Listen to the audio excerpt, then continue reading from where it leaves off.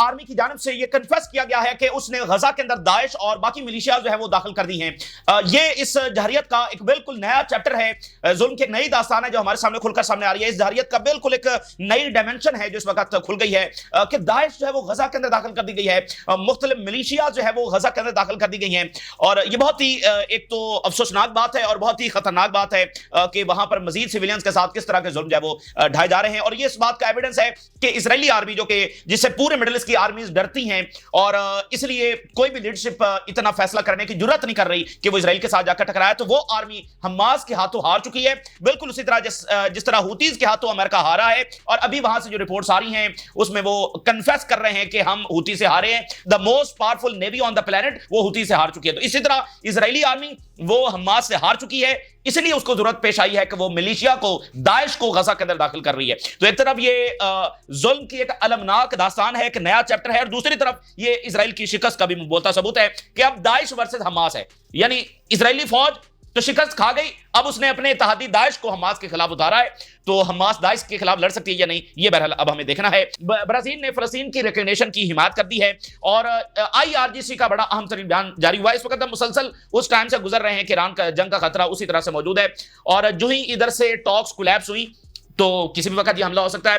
IRGC ने अभी बयान जारी करते हुए इसको कंफर्म किया है कि एक पॉसिबल अटैक का खतरा मौजूद है। और एक बड़ी गैर मामूली कॉल हुई है, इजिप्ट के जो प्रेसिडेंट हैं उनकी हंगामी कॉल ईरान के प्रेसिडेंट के साथ हुई है और इस जंग के हवाले से डिस्कशन की गई है। और इजिप्ट और ईरान के अच्छे ताल्लुकात नहीं है, तो इस तरह इजिप्ट का कॉल पर बात करना ईरान को, तो इसकी गैर मामूली अहमियत है। दोनों इत्तेहादी नहीं है, अब अपने ताल्लुकात बेहतर करने की कोशिश कर रहे हैं। ईरान के फॉरेन मिनिस्टर का भी इजिप्ट में दौरा भी हुआ है और इजिप्ट ने ईरान का जो मौक़िफ़ है कि न्यूक्लियर फ्री मिडिल ईस्ट बनाना है और इजराइल का भी न्यूक्लियर जो है वापस लिया जाए, उनके बॉम्ब्स वापस लिए जाए, उसकी मिस्र ने हिमायत की है। तो अभी इनकी आपस में कॉल हुई है, एक और कॉल आर्मी सतह पर हुई है। ट्रंप ने कॉल की है चीन के सदर को, और चीन ने कहा है कि जो प्रेसिडेंट ने, चाइना के प्रेसिडेंट ने इसलिए कॉल पर बात की है कि ट्रंप जो है वो बार बार रिक्वेस्ट कर रहा था, अमेरिका की बार बार रिक्वेस्ट के बाद चीन का सदर जो है वो अमेरिकी सदर के साथ बात कर रहा है। तो चीन आप देखें ना कि पूरी डिग्निटी और पूरी ताकत के साथ अमेरिका के सामने खड़ा है। मुझे बताइए दुनिया का कौन सा मुल्क है जो ये कहेगा कि बार बार अमेरिकी सदर रिक्वेस्ट कर रहा था इसलिए हमने कॉल पर बात की है, वरना हमें कोई जरूरत नहीं है। तो ये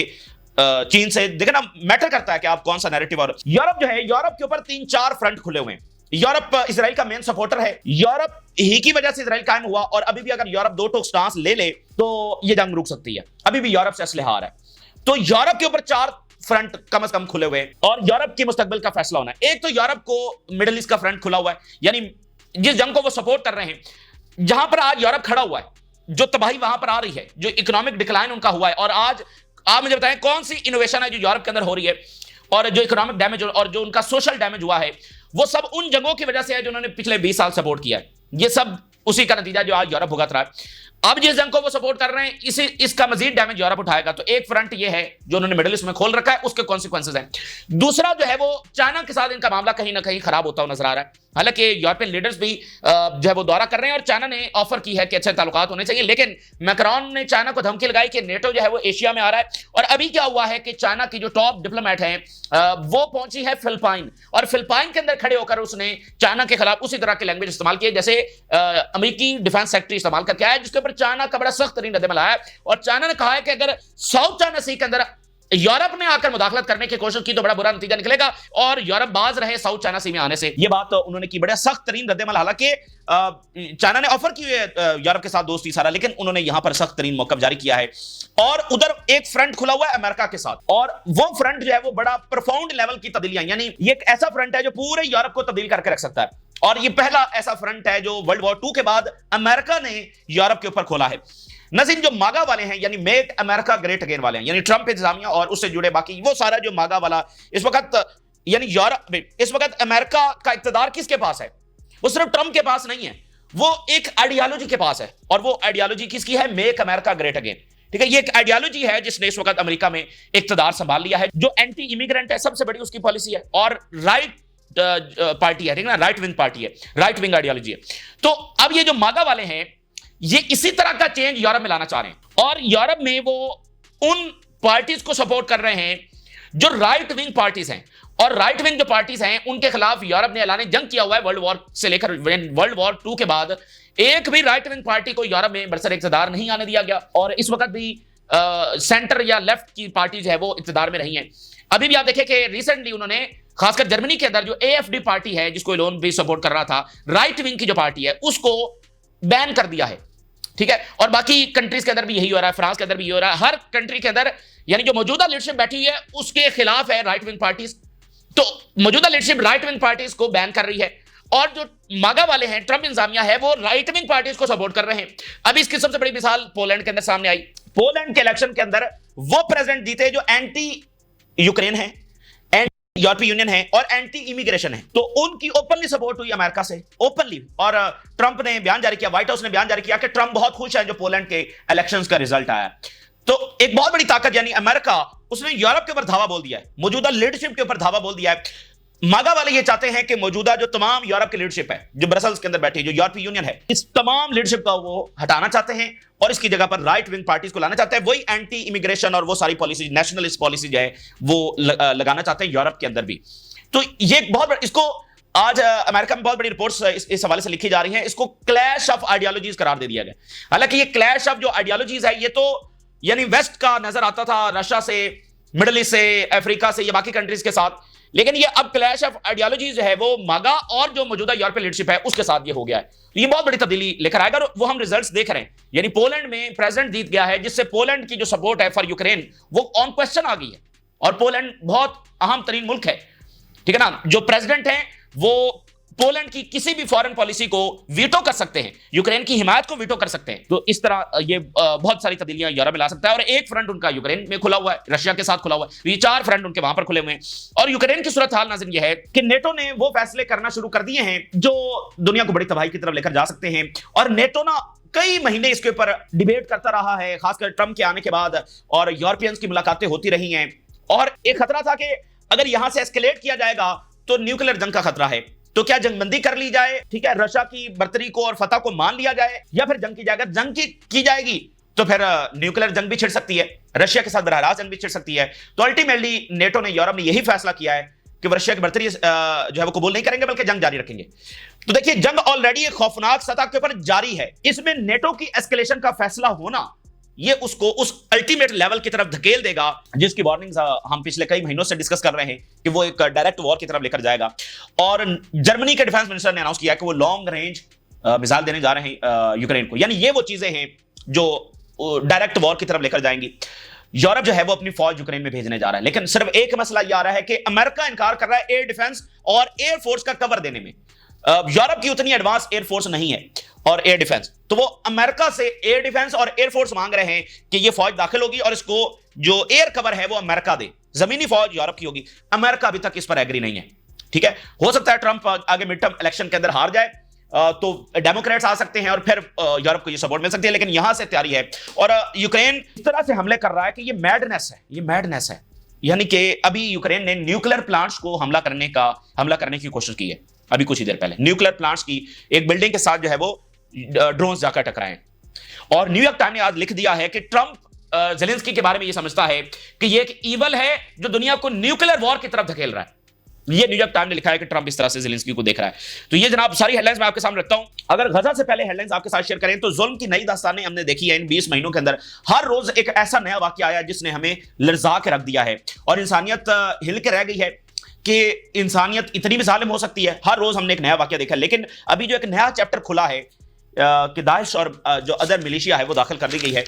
ये इतनी खतरनाक बात है कि इसको अल्फाज के अंदर बयान नहीं किया जा सकता। एक मिलिशिया और दाइश, और हमने दाइश का दौर देखा है कि उसने क्या किया है। तो इससे यह तो साबित हो गया कि इजरायली आर्मी भी कोई आर्मी नहीं है, वो गैंग है, वो भी एक मिलिशिया ही है, वो कोई आर्मी नहीं है।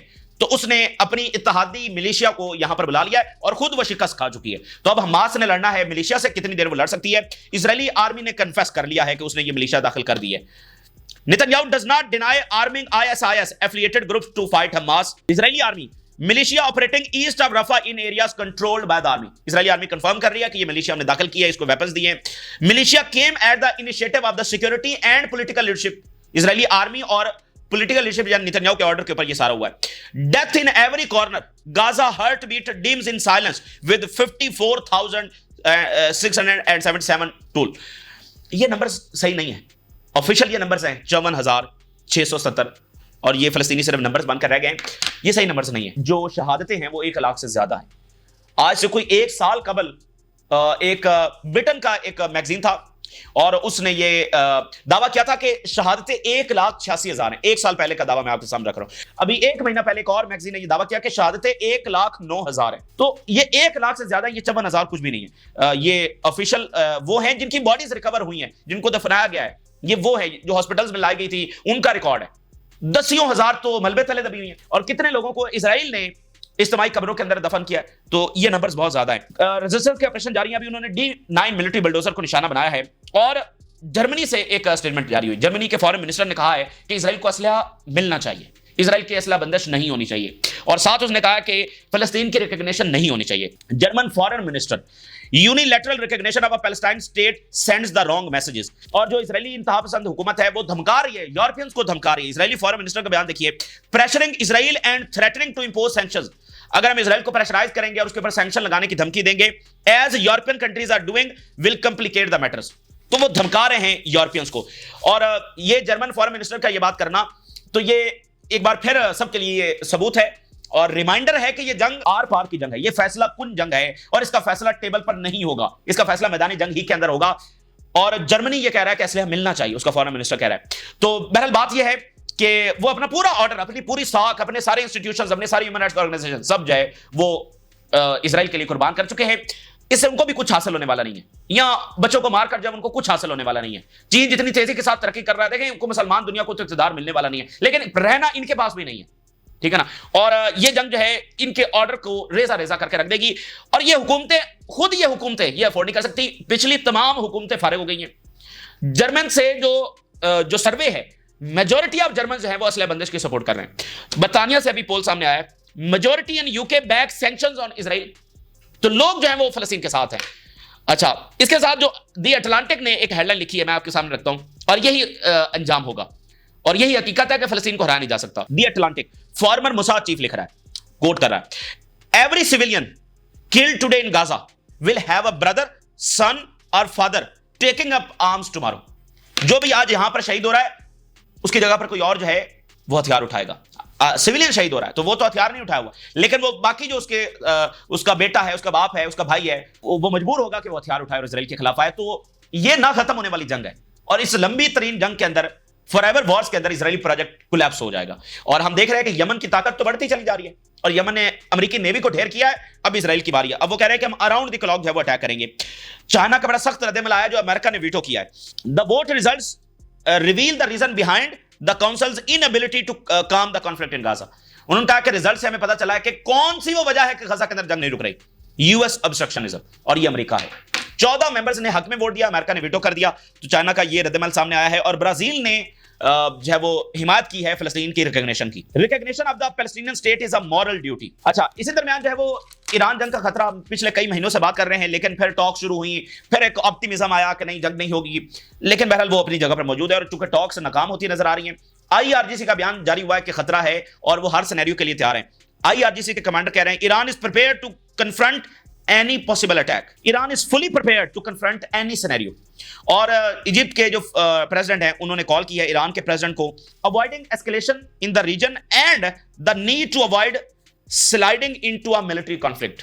कि सूरत हाल जो है वो स्लिप हो रही है, फिसलती चली जा रही है इन द मिलिट्री कॉन्फ्लिक्ट। जंग की तरफ मामला फिसलता हुआ नजर आ रहा है, तो इसको अवॉइड करने की जरूरत है। और रशिया के फॉरेन मिनिस्टर इसको कंफर्म कर चुके हैं कि उनको बहुत खतरा है, यहां पर फुल स्केल जंग छिड़ सकती है। अच्छा, टर्की के अंदर टर्मोइल बढ़ता चला जा रहा है और अंदरूनी जो उनके मामलात हैं, crackdown deepens as Turkey targets opposition leader Ozgur Ozel. अब ये ऑपोजिशन के साथ कोई नया फटा पड़ा है तो टर्की के अंदर भी एक टर्मोइल है। चाइना और EU के दरमियान बड़ी कशीदगी हुई है। यूरोपीय यूनियन की जो टॉप डिप्लोमेट है काजा कलास, वो फिलिपाइन गई हैं और फिलिपाइन में खड़े होकर उन्होंने बड़े सख्त लैंग्वेज इस्तेमाल किए चाइना के खिलाफ। और चाइना का बड़ा सख्त तरीन रद्द-ए-अमल आया, वैसे जैसा वो अमेरिका के खिलाफ तो पहली बार यूरोप के खिलाफ आया। China wants European Union to stop provoking trouble in South China Sea dispute. वो कह रहे हैं यहां से बाज रहे और उन्होंने फिलिपाइन को कहा कि वो इस तरह एक्सटर्नल पावर्स की मदद ना ले और इस फैंटेसी के अंदर ना, इसका नतीजा बुरा निकलेगा। Retreating Beijing position that the European Union is not a stake holder in the region. European Union कोई स्टेक होल्डर नहीं है यहां पर, तो यहां पर टांग अड़ाने की कोशिश यूरोपीय यूनियन न करे, इसका नतीजा उल्टा निकलेगा। और काजा कालस ने कहा था कि चाइना जो है वो एक्सपैंड कर रहा है territorial claims with those of several south east Asian Nations including the Philippines. तो ये यहां पर आकर एक्सपेंशन कर रहा है, फलां कर रहा है, तो बड़ा सख्त उन्होंने जो है रद्द-ए-अमल दिया है। चाइना के प्रेसिडेंट की कॉल पर बात हुई है ट्रंप के साथ, ये पहली कॉल है और चाइना ने कहा कि ये जो कॉल हो रही है ये हमें इसमें कोई दिलचस्पी नहीं है। ये तो ट्रंप जो है वो बार बार रिक्वेस्ट कर रहा था, बार बार अमेरिका से रिक्वेस्ट आ रही, तो इस रिक्वेस्ट के ऊपर जो है ये कॉल के ऊपर बात हो रही है। और दूसरी बात ये है कि यूरोप का जो मागा के साथ फड्डा पड़ा हुआ है उसकी हेडलाइंस मैं आपके सामने रखता हूं। ये एक ऐसी चीज है जो वर्ल्ड वॉर 2 के बाद पहली बार हो रही है और ये पूरे यूरोप को बदल सकती है। देखें अमेरिका है तो अमेरिका ने कितनी रिजीम गिराई हैं, तो अब अगर उसका रुख जो है वो यूरोप की तरफ हो गया और क्लैश ऑफ आइडियोलॉजीज आ गया है, बहुत बड़ी बात है।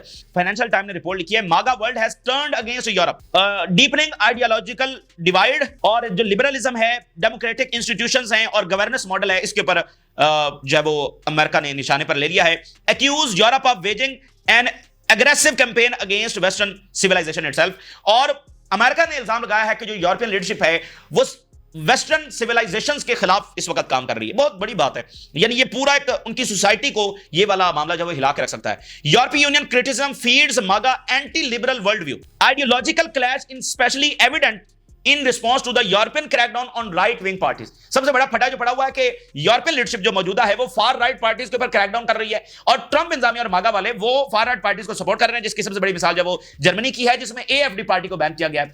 और अभी जो जर्मन चांसलर मिलने जा रहे हैं ट्रंप के साथ, तो वहां पर ये एक्सपेक्टेड है कि सबसे बड़ा मुद्दा जो है वो यही होगा और जर्मन चांसलर से पूछा जाएगा कि तुमने इसको बैन क्यों किया है, क्योंकि जो मार्को रूबियो हैं और वाइस प्रेसिडेंट जेडी वैंस हैं वो खुलकर इसको कंडेम कर चुके हैं और इसको कह चुके हैं कि ये ट्रूली एक्सट्रीमिस्ट इकदाम है और उन्होंने इसको कबूल नहीं किया, तो ये फटा पड़ा हुआ है। और जो मौजूदा लीडरशिप है वो सबसे ज्यादा खतरा फार राइट से महसूस करती है और ट्रंप ने सपोर्ट शुरू कर दिया फार राइट की, जिसकी अभी सबसे बड़ी मिसाल हमने देखी पोलैंड के अंदर। फिर आप देखिए कनाडा ने स्टेटमेंट जारी किया है, Trump's auto tariff cause record trade deficit, तो वो तिजारती जंग भी साथ साथ चल रही है। तो बहरहाल बात यह है कि यूरोप जो जंग छेड़ने जा रहा है और या मिडिल ईस्ट की जंग को वो सपोर्ट कर रहा है, ये इसको अफोर्ड नहीं है और कई फ्रंट यूरोप के खिलाफ खुले हुए। यूरोप एक मेन सपोर्ट बेस है और इसके बगैर इजराइल कायम नहीं रह सकता। तो यूरोप की जो इकोनॉमीज हैं वो अफोर्ड नहीं करती हैं, ठीक है, इतने ज्यादा उनके क्राइसिस हैं, उनको अपने क्राइसिस पर तवज्जो देनी चाहिए, ना कि मिडिल ईस्ट को डिस्टर्बेंस करें। अब नाज़रीन बात यह है कि यूरोपियंस की पे दर पे मीटिंग्स हुई और वो बहुत फैसलाकुन टाइम था पिछले महीनों में, बहुत ही फैसलाकुन कि यूरोप ने किस डायरेक्शन में जाना है। यूरोप को अमेरिका कह रहा था, एक चीज मुसल्लत कर रहा था उनके अंदाज के अंदर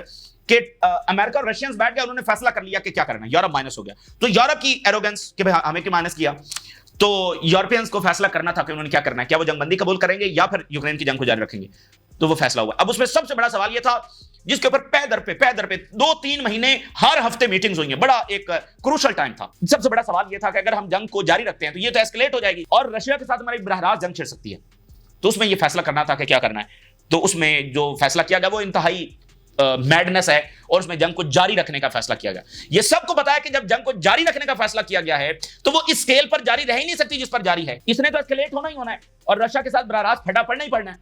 तो वो पड़ गया है, जो उन्होंने अंदर अटैक किए हैं पहले संडे वाले दिन, और अब वो मजीद ऐसे अटैक्स कर रहे हैं कि वो फटा पड़ने जा रहा है। और अभी इन्होंने ड्रोन मारे हैं यूक्रेन ने और इधर से ड्रोन फायर।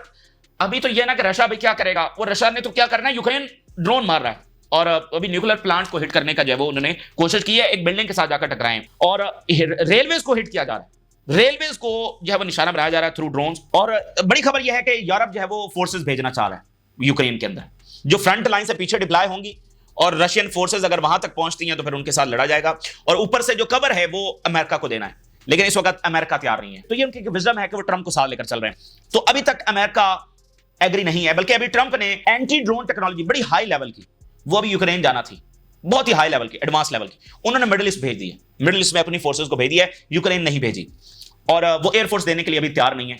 तो यूरोपियंस इस वक्त देख रहे हैं और जर्मनी ने लॉन्ग रेंज मिसाइल देने का ऐलान कर दिया है। ये ऐलान जंग है, बहुत बड़ा, ये बहुत खतरनाक बात है। और नेटो के सेक्रेटरी जनरल क्या कह रहे हैं, we must invest in air defence, long range missiles and control system, this is a huge investment, ये नेटो के सेक्रेटरी जनरल कह रहे हैं। तो ये सब जो है वो जंग की तैयारी है और रशिया भी इस बात को कंफर्म कर रहा है कि नेटो जो एस्केलेट कर रहा है ये हमसे लड़ने की तैयारी कर रहा है, ठीक है। तो अगर न्यूक्लियर वॉर होती है तो गेम ओवर फॉर ऑल, और अगर ये कन्वेंशनल वॉर होती है तो कन्वेंशनल तो हो ही नहीं सकती, अगर ये आपस में टकरा जाते हैं तो अल्टीमेटली न्यूक्लियर ही की तरह मामला जाएगा। तो बहरहाल एक दुनिया बड़े अजीब से मोड़ के पर आ गई है और दुनिया बहुत वायलेंट हो चुकी है। और आप देखें ना कि गजा में जो कुछ हुआ है उसके बाद ना कोई दुनिया में इंसानियत है, ना कोई अमन है, ना